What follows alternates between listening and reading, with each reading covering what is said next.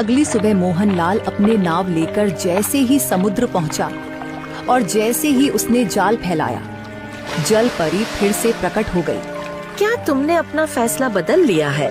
हाँ, मैं अपनी मछली तुम्हें वापस करता हूँ, लेकिन इसके बदले में मेरी एक इच्छा पूरी करो। तुम्हारा फैसला तुम्हारी किस्मत बदल देगा।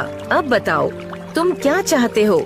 हाँ, मैं चाहता हूँ कि मेरे जाल में इतनी मछलियाँ फंसे कि मैं उन्हें बेचकर अमीर बन जाऊं, और मैं यह भी चाहता हूँ कि मेरे गांव में केवल मेरे जाल में मछलियाँ फंसे, किसी और मछुआरे के जाल में न फंसे। हाँ, तुम्हारी इच्छा पूरी की जाएगी, लेकिन याद रखना, तुम्हें एक वादा देना होगा। किसी और मछुआरों की मदद करना और अपनी गरीबी के दिन कभी मत भूलना। ठीक है, मैं वादा करता हूँ कि मैं ऐसा ही करूँगा। ठीक है, आज के बाद मछलियाँ केवल तुम्हारे ही जाल में फंसेंगी।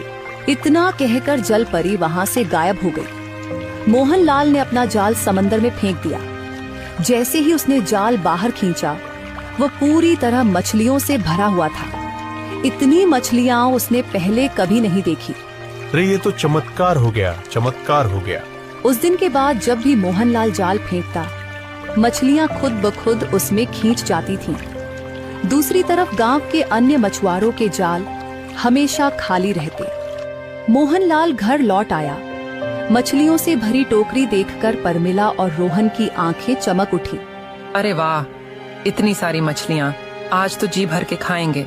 हाँ, अब हमारे बुरे दिन खत्म हो गए प्रमिला। अब तो मौज के दिन शुरू हो रहे हैं। मजे करो। मोहनलाल ने मछलियाँ बाजार में बेचनी शुरू की।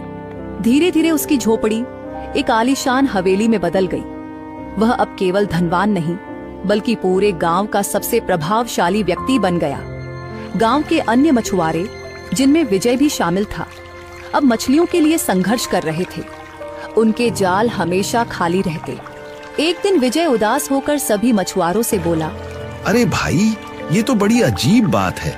मोहनलाल का जाल हमेशा मछलियों से भरा रहता है और हमारे जाल में ससुरा एक भी मछली नहीं फंसती है। हाँ, तुम बिल्कुल सही कह रहे हो। अरे विजय भाई, मुझे तो ये कोई और ही चक्कर लग रहा है। अरे भाई, ऐसा कैसे संभव हो सकता है कि इस गांव में मोहनलाल के जाल को छोड़कर किसी और मछुआरे के जाल में एक भी मछली न फंसी हो? हाँ, कुछ दिन पहले तक यही मोहनलाल समुंदर के किनारे बैठकर केवल रोता रहता था और अपनी किस्मत को हमेशा कोसता रहता था। परंतु आज तो वह धनवान बन चुका है, मछली बेच बेच कर, जिसका तो हम अंदाजा भी नहीं लगा सकते कि कितना धनवान बन चुका है।